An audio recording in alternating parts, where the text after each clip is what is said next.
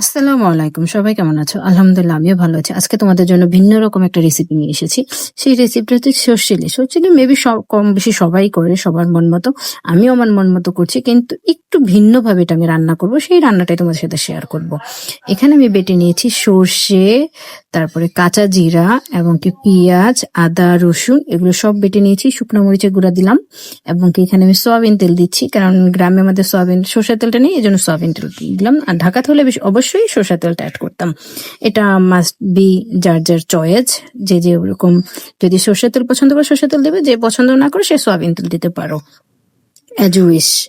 এখন এখানে আমি দিয়ে ভালো করে এটাকে আমি মাখাবো। মাখানোর আগে আমি একটু লবণ দিয়ে নেব।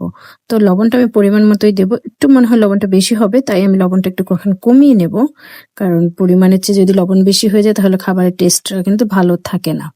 তো এই তো আমার এখন মাছটা মাখানো প্রায় হয়ে যাচ্ছে। মাছটা আমি ভালো করে একটু ম্যারিনেট করে নিচ্ছি। যত ভালো মাখাবো, কারণ এখানে কোনো ঝোল হবে না, কিচ্ছু হবে না, শুকনো শুকনো একটা মাছ হবে। তো এই তো আমার আস্তে আস্তে হয়ে যাচ্ছে মাখানোটা দেখো, যে আমি কিন্তু হলুদ দিইনি, জাস্ট মরিচের গুঁড়ো দিয়েছি আর কিছু আস্ত কাঁচা মরিচ দিয়ে দেব ঘ্রাণ ফ্লেভারের জন্য।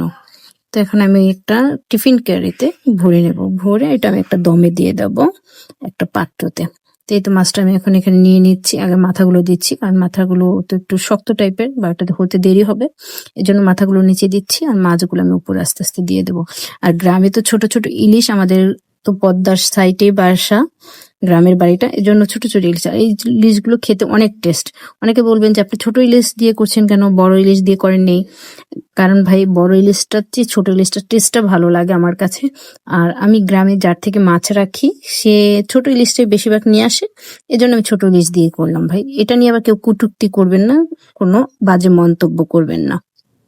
তো এই তোমার মাখানো হয়ে গিয়েছে। এখন আমি এটাকে দমে দিয়ে দেব। ঠিক আছে, দম ইলিশ।